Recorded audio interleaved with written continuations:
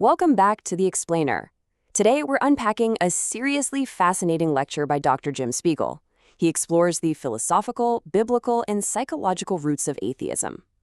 Now, whether you're coming at this from a deeply religious background, a strictly secular one, or honestly, anywhere in between, Dr. Spiegel's analysis gives us an incredibly structured framework for understanding why people believe, or, don't believe, what they do. We're going to examine these arguments neutrally, mapping out the intellectual landscape of this whole debate. All right, let's dive right into this. Here's our roadmap for The Explainer. We'll start with the new atheism defined, then look at the limits of scientism, explore the biblical roots of unbelief, shift into the psychology of atheism, and wrap up with the blessings of theism. So, Section 1, the new atheism defined. This movement really kicked into high gear around 2004, spearheaded by a group of intellectuals often called the Four Horsemen. That's Richard Dawkins, Sam Harris, Christopher Hitchens, and Daniel Dennett. What really sets this group apart from older, more traditional forms of atheism is their incredibly brazen, aggressive attitude. To really get a feel for this aggressive vibe, take a look at evolutionary biologist Richard Dawkins. He actually describes the God of the Old Testament as, and I quote, arguably the most unpleasant character in all fiction. And then he just goes on to list a barrage of severe adjectives. This intense, confrontational rhetoric, it basically became the absolute hallmark of the new atheist movement. And we see a very similar approach from Christopher Hitchens. He stated that religion's insinuation that the universe is designed with us in mind is simply, in his words, too arrogant. So, you see, the new atheists don't just gently disagree with religious claims. No, they actively attack them, demanding rigorous, empirical, scientific justification for literally every single religious belief. Which brings us to Section 2, the limits of scientism. This is where Dr. Spiegel begins his philosophical counter-argument against those core demands made by the new atheists. So what is scientism or positivism? Well, it's the belief that all truths absolutely must be scientifically provable.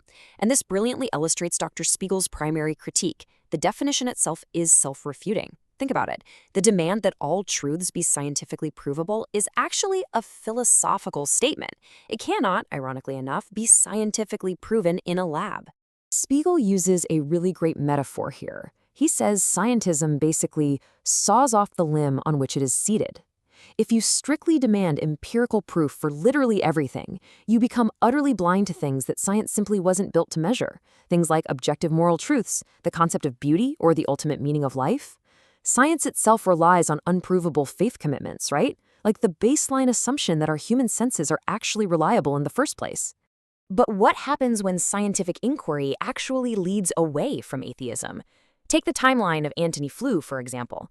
He was one of the most prominent atheist intellectuals of the entire 20th century. For decades, he championed the presumption of atheism. Yet, around 2004, Flew shocked the academic world. Driven purely by emerging scientific evidence regarding the incredibly complex origin of life and cosmic fine-tuning, he completely shifted his worldview. He affirmed a supernatural cause and eventually published the book, There Is a God. So here is the crucial point. If highly rational people like Antony Flew can look at the data and find overwhelming scientific evidence for a creator, why do others remain so steadfastly convinced otherwise? If it isn't strictly an issue of evidence, what is actually driving atheism? Let's move to Section 3, Biblical Roots of Unbelief.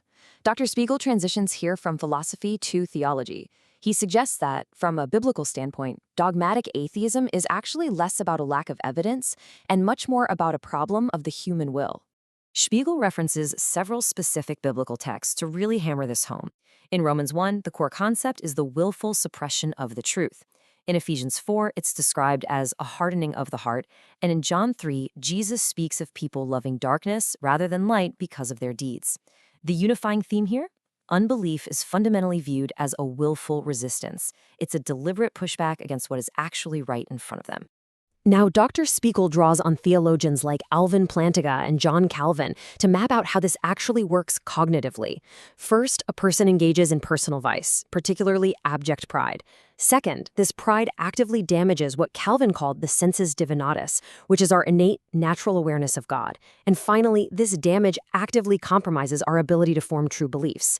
It's like a cognitive block created entirely by our own behavior. All right, Section 4, the psychology of atheism. Just as figures like Sigmund Freud once tried to psychologically explain away religious belief, Dr. Spiegel introduces the work of Dr. Paul Vitz, who flips the script and attempts to psychologically explain atheism. Now, what's really interesting here is the global demographic breakdown. There's a stark statistical contrast.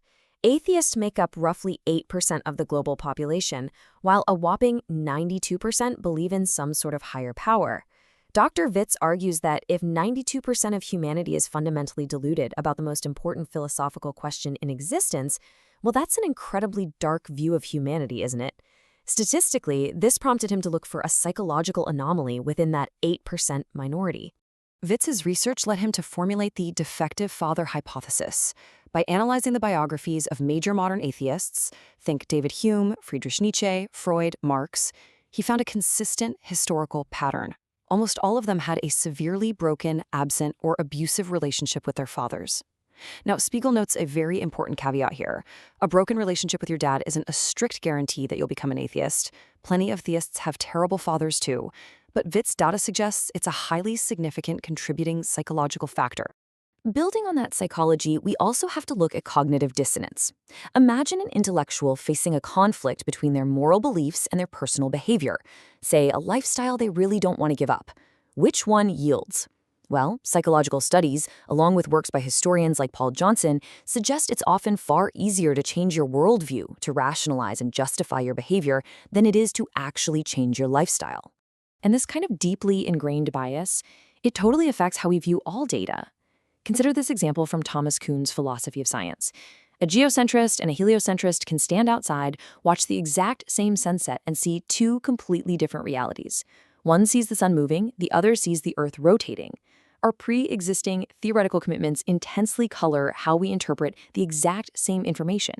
Spiegel calls this paradigm-induced blindness, and he shares this absolutely fascinating anecdote about A.J. Ayer, a famous logical positivist. Ayer actually had a near-death experience after choking on some salmon and reportedly experienced the supernatural. He even privately confided to his doctor that he might have to rewrite all his books. Yet, publicly, he never recanted his atheism. Why? Motivated bias. He wanted to protect his established legacy and his theoretical paradigm, essentially deceiving himself rather than following the new data. Crazy, right? Moving on to Section 5, the blessings of theism. Having critiqued the foundation and the psychology of the new atheism, Spiegel closes his lecture by highlighting the positive cognitive and psychological benefits of maintaining a theistic worldview. Let's look at how this builds into practical daily life. The theistic worldview offers incredible psychological benefits. First, it provides a grounded motivation for virtue. Second, it gives you the right to complain, a true cathartic target for your grief and suffering, much like the biblical psalmists. And beautifully, it gives you the privilege to thank. If you believe human life is literally just the result of random genetic mutations, you kind of have no one to thank for the breathtaking beauty of nature. But the theist does. Which leaves us with this final, profound question. How does our behavioral obedience shape our cognitive awareness of reality? Spiegel's core thesis here is that obedience and cognitive function form an intrinsically linked virtuous cycle. The way you choose to live directly impacts your ability to clearly perceive the world around you. It's a really powerful thought to leave you with today. Perhaps what we ultimately believe is deeply tethered to exactly how we decide to live. Thank you so much for joining me on this explainer, and keep questioning the world around you.